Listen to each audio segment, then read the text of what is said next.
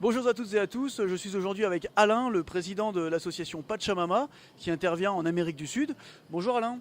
Bonjour Alexis. Alors dites-moi, quelle est l'histoire de l'association Pachamama? Alors, Pachamama a été construite, oui c'est le cas de le lire, en 1998 par des enseignants et des étudiants latino-américains qui étaient à l'université de Clermont-Ferrand, c'est-à-dire à l'époque essentiellement Blaise Pascal. Et mon vice-président Eduardo, péruvien, est vice-président, membre fondateur de l'association. D'accord. Alors du coup, votre mission, c'est d'envoyer des personnes en mission de solidarité internationale. Quelles sont donc les différentes missions que l'on peut accomplir au sein de l'association Pachamama? Alors, les, nous envoyons, en fait, le vrai terme, c'est nous préparons des volontaires pour l'Amérique latine. D'accord. Les missions sont très variées parce que ça dépend d'une part des volontaires, d'autre part des associations dans lesquelles ils vont être reçus. Suivant les cas de figure, donc, nous avons des associations qui traitent de l'éducation, donc ça se passe dans des écoles. Le travail se fait donc le matin et l'après-midi est libre. Sachant que les écoles, comme on est dans l'autre hémisphère, on va démarrer au mois de mars pour terminer au mois de décembre. Ouais. Ensuite, on a la culture, notamment une bibliothèque.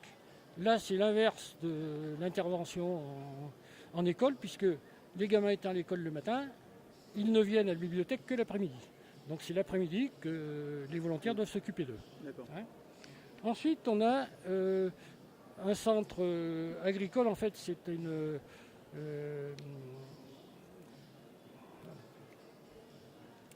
ferme. C'est oui une ferme si on veut, parce que ça regroupe en réalité 3 villages. Et c'est des gens qui font donc de l'agriculture bio, qui sont dans la région de Lima, à 90 km de la capitale, mais qui n'ont que peu de moyens de transport. Ce qui fait qu'ils préparent leurs produits et ils sont obligés de louer une camionnette pour pouvoir aller en ville, pour pouvoir vendre leurs produits. Donc là, il y a toute une partie d'accompagnement administratif, de préparation, publicité qui est faite par certains volontaires. Et actuellement, on a un jeune agriculteur qui est chez eux, qui lui est pour les aider à mettre en place carrément le système d'exploitation locale, l'améliorer. D'accord, je comprends. Alors du coup, quelles sont les démarches et quels sont les critères de sélection pour pouvoir partir en mission avec vous? Le premier critère, c'est la langue espagnole, parce que comme on est à l'écart des grandes villes ou en périphérie des villes, nos missions sont dans ces coins-là du moins, les populations qui sont concernées sont des populations d'origine paysanne qui ont la particularité de parler une langue indigène et l'espagnol. Donc le seul moyen de pouvoir converser avec eux, c'est de comprendre et de se faire comprendre en espagnol. Alors c'est pas obligé que ce soit de l'espagnol académique, hein, loin de là. L'espagnol d'Amérique latine il est un peu différent de celui d'Espagne. Hein. Bien sûr. Et les gens prennent le temps de parler, prennent le temps d'expliquer, donc ça c'est pas un souci. C'est vrai que pendant 8 jours, on nage, on est à côté de ces pompes parce qu'on a du mal à comprendre, hein, le temps de se faire l'esprit à la langue, et puis après, ça se fait petit à petit, tout va très bien.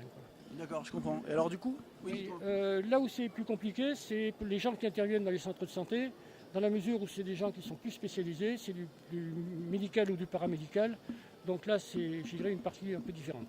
D'accord. Et puis on a également des médias, puisqu'on a une radio locale.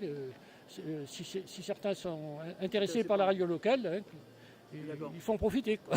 Alors il y a un projet qui vous tient plus spécifiquement à cœur. Est-ce que vous pouvez m'en parler un peu plus? C'est-à-dire que comme nous sommes une petite association qui travaille essentiellement avec du volontariat à tous les niveaux, on a un budget de fonctionnement qui est relativement réduit. Donc on essaye d'intervenir chaque fois sur des projets qui sont très spécifiques et très ciblés. Et celui qui nous intéresse le plus, qui a déjà démarré, est ce qu'on appelle l'Emporio Langui. Langui, c'est un village de la région de Cusco, un village un peu perdu, dans lequel nous sommes déjà intervenus parce qu'on a réparé le four. Donc ils peuvent faire leur boulangerie sans problème. Par contre, l'idée c'est de leur permettre d'installer une chambre froide pour pouvoir conserver de la viande et surtout de pouvoir se cotiser pour pouvoir acheter une bête entière pour pouvoir après redistribuer aux différentes familles. Au sein du village, d'accord. Voilà. Alors justement, qu'est-ce que vous avez envie de dire aux personnes pour les encourager, pour celles qui hésitent encore à s'engager dans la solidarité internationale ou éventuellement avec Pachamama? Eh ben, je dirais comme dans les légions, quoi. Engagez-vous, vous verrez, quand vous reviendrez, vous serez quelqu'un d'autre. D'accord, effectivement, je pense que c'est vraiment une aventure exceptionnelle de pouvoir partager sa vie avec des personnes d'un autre continent. Merci beaucoup en tout cas d'avoir répondu à nos questions sur justement votre association. J'espère pouvoir retrouver tous vos projets sur WeJack très bientôt et je vous souhaite bonne continuation pour la suite. Merci beaucoup Alain. Merci Alexis. Bon, vous pouvez vous rendre sur notre site internet pacha.mama.free.fr et sur Et bien sûr sur WeJack. Merci beaucoup Alain, passez une bonne journée. Merci à toi. Au revoir.